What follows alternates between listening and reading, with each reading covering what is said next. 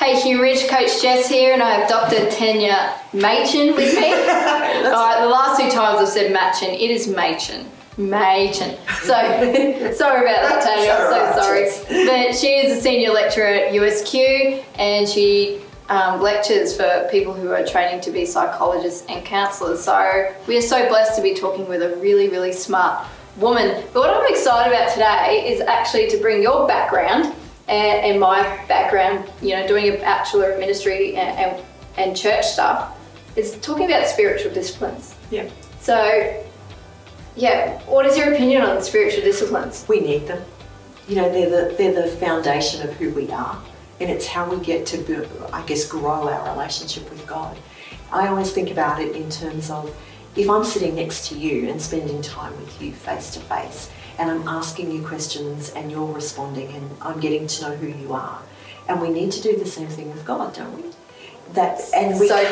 We can't get to know God unless we're reading His Word or talking to Him in prayer. So I guess that's, from my point of view, something about why spiritual disciplines are so important. I think the term spiritual discipline, that word discipline, is a little bit unfortunate because we're, in today's culture, we're really anti-discipline, and it's like, you do what comes easiest to do, be who you are, and anything that's hard, it's probably not right. Yeah. But I guess I think spiritual disciplines are like the same thing when you're in a relationship and your marriage. There are certain disciplines that you do to actually make that relationship flourish.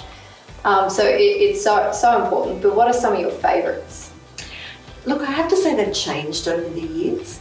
So I must admit, I usually have some sort of, I'm going to say, inspirational book on the go. So at the moment I'm reading Everybody Always by Bob Goff. Yeah, right. And if you haven't read that, everyone should read it because I think it's just a marvellous book.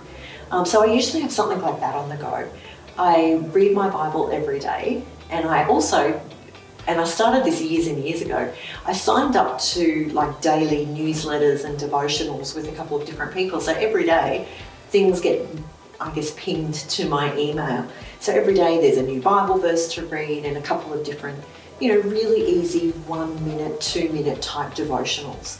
And then the YouVersion app. How can you go past that? Oh, it is good, isn't it? It's brilliant. So I've been reading, they've got that story of the day now. Yeah. So that's been good because I can start with the story of the day. And I love it because it normally says, focus now. So, it's, for me, that's that breathe in, breathe out, and center on what it is that you're reading. Mm. And then I usually have, I've got one devotional that I do by myself. I normally do that in the morning. And then I do one at night with Tony, my husband, and we do that together. So that's something that we committed to doing this year, so that we're growing our knowledge together about God, because so often it would be like you and Josh. Josh is reading the Bible, you're reading the Bible, and you come together and talk about it. But when you're actually doing those things together and talking about it, you just spend so much more time talking about it, and I think that is what God wants. God wants us to be asking questions of Him, and then prayer, And I'm not one for, hourly prayer sessions and whatever else, but I think praying through the day is something that I've found really helpful. If I'm going into a situation where I'm feeling really uncomfortable or I'm really dreading it, I'll try and pray about it before I make a phone call. If it's going to be to someone who might be upset by what I'm going to say, pray about it. Yeah. It's that sort of stuff that just becomes second nature after a while, and you don't even think about it. So you're right, discipline is maybe not the right words, but maybe habits. Yeah. Routines, those types of things. And we all have those things, For some people it is journaling, and that's a really big buzzword as well. I've tried journaling and doing those sorts of things, and sometimes I'm really good at it and sometimes I'm not. I guess the key is whatever you choose to do in your routine, you don't beat yourself up about it.